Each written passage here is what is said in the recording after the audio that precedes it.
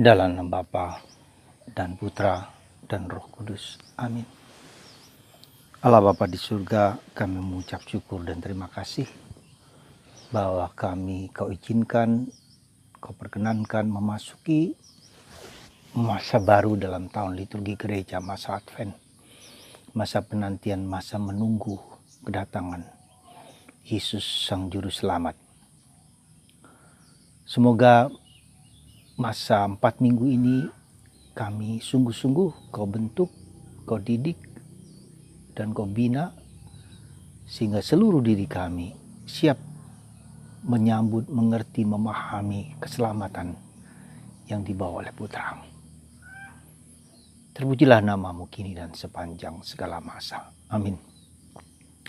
Para saudaraku yang terkasih dalam Kristus, pada tanggal 29 November, hari Minggu, masa Advent pertama ini, satu kata yang perlu kita renungkan, berjaga-jaga. Sebab waktunya kapan, di mana dan bagaimana kita tidak pernah tahu.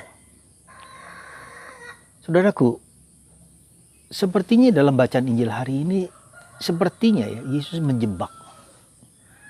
Dia tidak pernah mengatakan, tidak bisa mengatakan kapan kita harus datang dan mati dan dipanggil Tuhan datang. Kita tidak pernah tahu. Dan itu memang sebetulnya terjadi karena itu hak Allah. Supaya kita tahu bahwa yang mengontrol kehidupan itu bukan diriku, bukan hartaku, bukan uangku, bukan kehendakku, tapi kehendak Allah. Allah berkuasa. Kata berkuasa itu berarti dia mengontrol kehidupanku, kehidupan dunia, tata cara, seluruh alam semesta ini berada dalam kontrol Tuhan. Tak satu pun yang lepas dari kuasanya.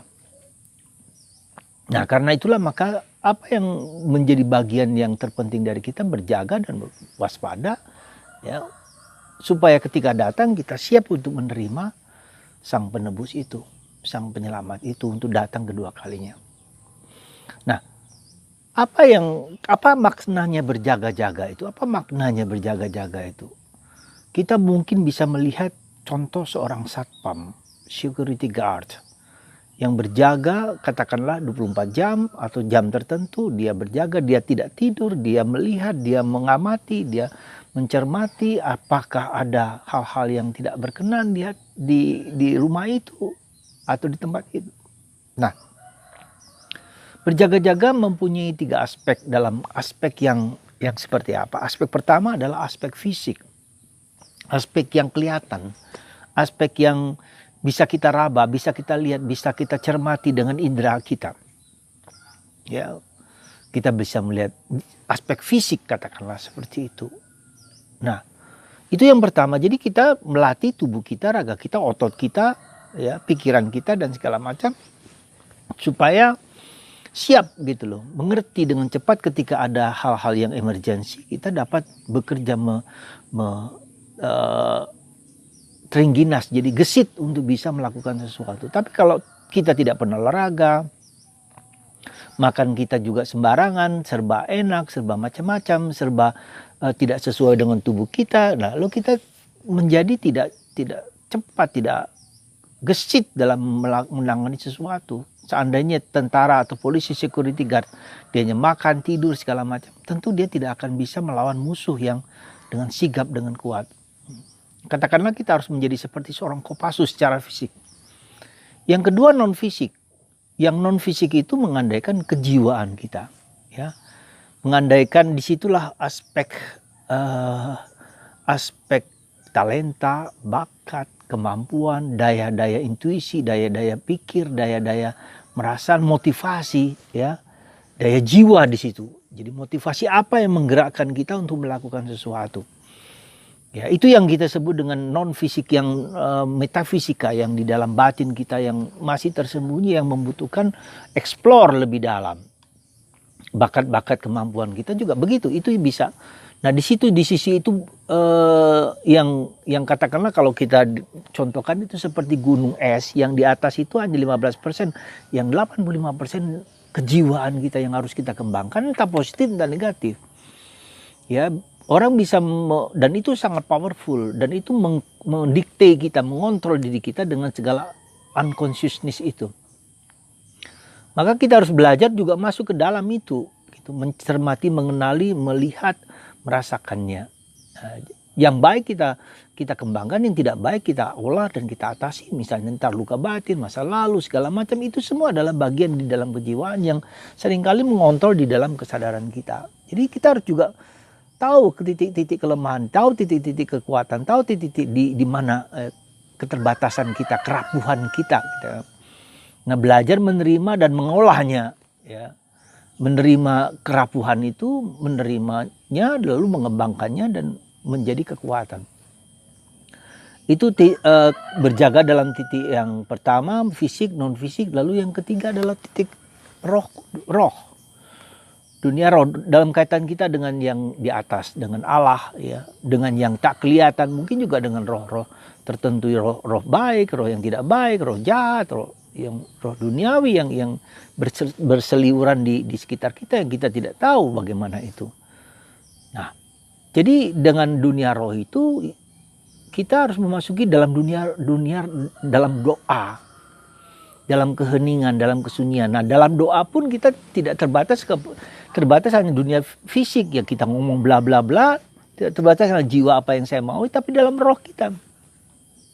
Nah, disitulah titik yang paling penting adalah keheningan, kesunyian, untuk diam, untuk hening. Karena kalau tidak, kita hanya terpaku pada dangkal titik fisik, titik non fisik, ya, tapi titik Roh Kudus.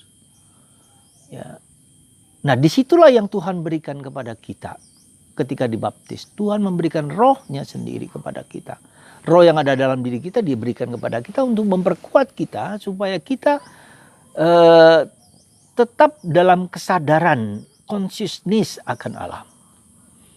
Jadi di dalam masa Advent ini yang paling penting, kata yang paling penting adalah kesadaran, consciousness.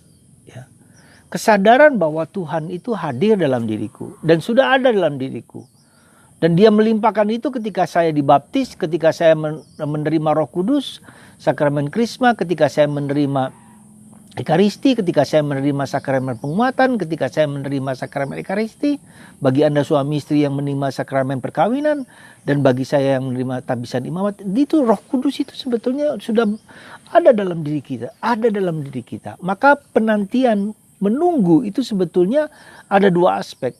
Ya, menunggu dalam arti kepenuhannya nanti, ya, kepenuhannya, ya, eskatologis. Tetapi sekarang ini kita menantikan lalu penantian secara liturgis, ya, setiap tanggal 25 kelahiran Yesus. Tapi sebetulnya adalah penantian itu kita menantikan Tuhan yang dalam diri kita, itu kesadaran Tuhan, kehadiran Tuhan dalam diri kita itu yang sudah ada, itu kita menanti, kita melakukan sesuatu supaya kita semakin sadar gitu. Jadi sebetulnya yang mau dilakukan dengan segala kegiatan rohani terpenting di dalam masa Advent ini adalah kesadaran bahwa Tuhan itu tak pernah meninggalkan aku sedetik pun, sesaat pun, dan dia hadir di situ untuk aku, bersama aku, dengan aku, bahkan bagi aku dalam arti tertentu. Ya. Nah, disitulah sebetulnya perjuangan, pergulatan, dan perjalanan rohani kita di 4 minggu ini. Kesadaran. Nah, jadi ada kesadaran itu, ada kesadaran fisik. Saya harus katakanlah askese juga di situ. Kata yang seringkali dulu dipakai, sekarang tidak terlalu lagi diperdulikan. Askese, mati raga fisik, mati raga jiwa, tapi juga mati raga rohani. Ya. Ada latihan di situ. Ya, kalau tidak dilatih, tidak mungkin ketika ada emergensi Tuhan datang tiba-tiba dan kita tiba-tiba siap. Nggak bisa. Anda mau tahu, coba saja kalau kita lihat, ya, saudara kita, mungkin orang tua kita, yang tua, yang sudah terbiasa dengan hidup enak dan segala macam, ketika sakit, apakah dia mau bertobat? Nggak, susah. Karena sudah terbiasa, sudah mengakar kenyamanan, kenikmatan, kesenangan itu, sehingga ketika mengalami sakit tidak mudah bagi dia untuk mengubah dengan gampang karena sudah terakar. Jadi kenapa itulah kita mulai sejak kita dini, sejak kita pendidikan pembinaan itu sudah mulai sejak kecil, ketika masih bisa dibentuk, ya, masih bisa dirubah. Tapi kalau sudah tua mengubahnya tidak mudah. Karena juga lupa. Kita sendiri yang sudah menjelang umur ini sudah lupa untuk melakukan A dan B dan C. Lalu melakukan apa yang sudah terbiasa. Jadi rutin aja. Yang dulu sudah terjalan, jalan lagi. Mengubah yang baru, mana betapa susahnya. Ya, jadi termasuk hidup rohani juga. Ya, jadi sekali lagi consciousness, kesadaran, awareness. Yang kedua adalah latihan, exercises, spiritual exercises. Tanpa itu, saudaraku yang terkasih, ya mungkin juga seperti orang Israel, ketika Tuhan Yesus datang dalam kelahiran, orang tidak siap. Malah mungkin Tuhan hadir lewat seorang Maria dan Yosef yang kita ketahui, yang berasal dari orang kecil, orang sederhana, yang tidak siap. Dan maka itu karena Yesus ditolak. Karena hidup batin mereka yang sudah, meskipun mereka mempunyai, sudah disiapkan oleh Tuhan, ternyata tidak. Dan kita ketahui berapa jumlah orang yang dengan setia ikut Yesus, mungkin tidak lebih dari 20 orang. Yang lain-lain pergi kemana-mana, para rasul aja. Hanya satu kemudian yang menghujat Yesus, menolak Yesus, Judas Iskariot. Ketika itu bersama Yesus loh. Itu pun mereka tidak mampu mengenal Yesus dengan baik. Mungkin kita juga bisa begitu. Ketika Natal tiba, ketika Yesus datang kepada kita, kita tidak siap. Ya, sirna nggak dapat, tidak mengalami Tuhan mengunjungi kita, tapi kita tidak siap menerimanya. Saudaraku yang terkasih, maka masa Advent ini masa berjaga-jaga, dengan sungguh-sungguh persiapkan apa yang kita lakukan secara fisik. Ya, bagaimana kita melatih tubuh kita, raga kita. Ya, tidak umbar nafsu, keinginan-keinginan, kemauan apa yang kita mau ya harus kita penuhi, nggak bisa. Lalu melatih doa. Coba perhatikan sekali lagi, doa kita itu tidak cukup hanya doa ritual, doa di mulut, doa di jiwa, saya mau, tapi tidak dijalankan. Tapi lebih daripada itu, masuk dalam roh dan kebenaran, kata Yesus. Semoga Anda dan kita semua mempersiapkan masa Advent ini dengan sungguh-sungguh, dengan bersemangat, dengan bergairah, karena kita bertemu dengan seorang pencipta, penebus, penyelamat Anda dan saya dan dunia. Semoga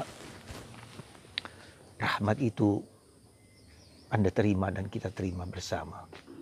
Karena cinta Tuhan kepada kita, Dia tidak hanya memberikan rahmat, tetapi memberikan putranya sendiri. Supaya kita dapat bergaul dan menjadi seperti Dia. Semoga Tuhan memberkati kita semua, menguatkan dan mendorong kita untuk lebih maju, lebih dalam, lebih dekat dan lebih mesra dengan Yesus bersama Bunda Maria, dalam nama Bapa dan Putra dan Roh Kudus. Amin.